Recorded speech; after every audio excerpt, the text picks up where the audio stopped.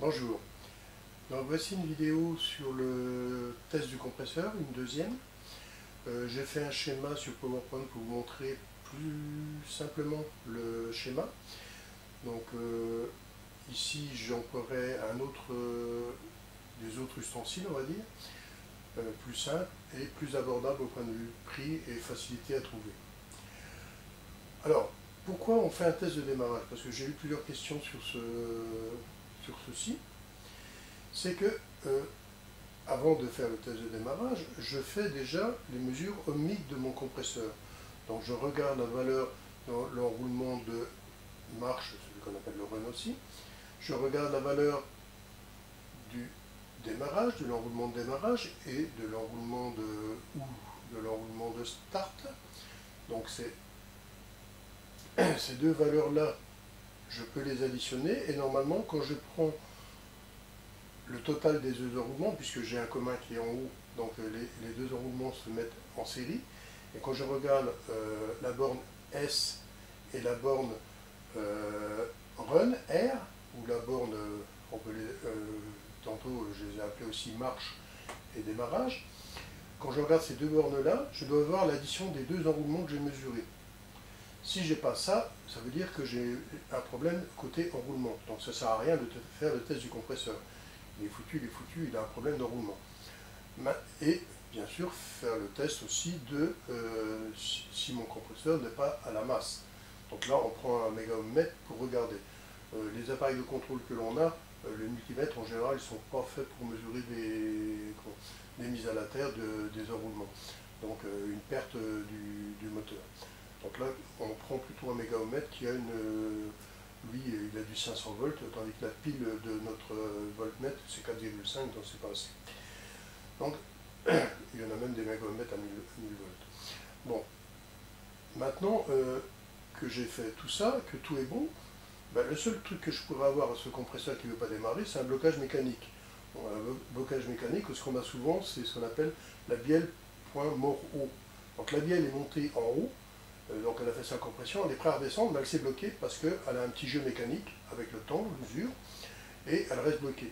Bon, des fois on arrive à redébloquer et que ça repart, et avant que ça arrive une deuxième fois, ben, on espère pouvoir changer le compresseur avant, ou que le client nous prévienne avant. Alors on a le deuxième truc aussi comme panne qu'on pourrait avoir. Ben, le deuxième truc c'est simple.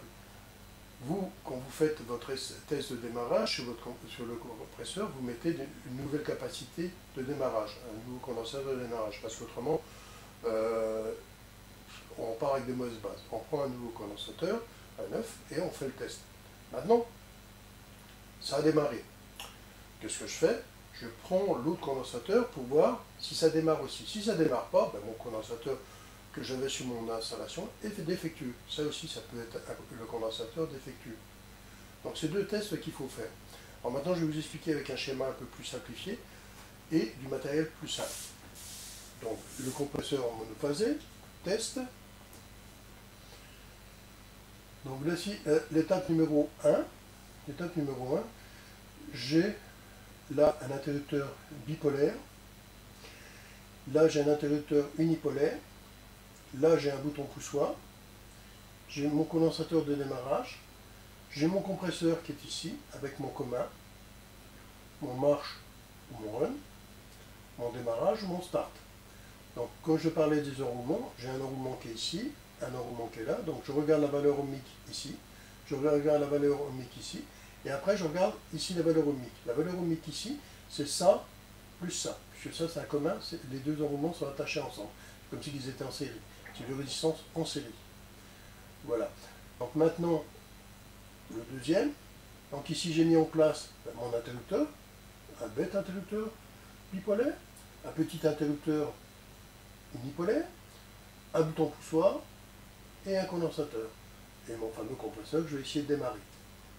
Alors voilà, avec ces 4 petits appareils, on peut arriver à faire notre petit boîtier pour démarrer. Bon. Utiliser du matériel avec des isolants autour pour pas, comme ici par exemple, je mettrais des coques isolées et j'en mettrais du scotch autour pour éviter de me retrouver avec une face qui se balade, et où je risque de mettre la main dessus. Donc faites attention, là c'est pareil aussi. Donc faites attention, à moins que vous trouviez des interrupteurs et des trucs qui sont isolés déjà, ou dans des boîtiers. Voilà. Donc c'est pour ça que le boîtier que j'avais présenté dans la première truc est beaucoup plus sécurisé, mais celui-ci peut vous dépanner. Alors ici, comment ça fonctionne? Je ferme mon bipolaire, après je ferme l'unipolaire, et aussitôt je ferme celui-ci, pour revenir aussitôt à cette position-là, puisque ici ça c'est un bouton poussoir. Je vais appuyer et je vais relâcher aussitôt. Si mon compresseur démarre, ben, tant mieux, c'est impeccable, j'ai mon compresseur qui peut être sauvé, je dis bien momentanément.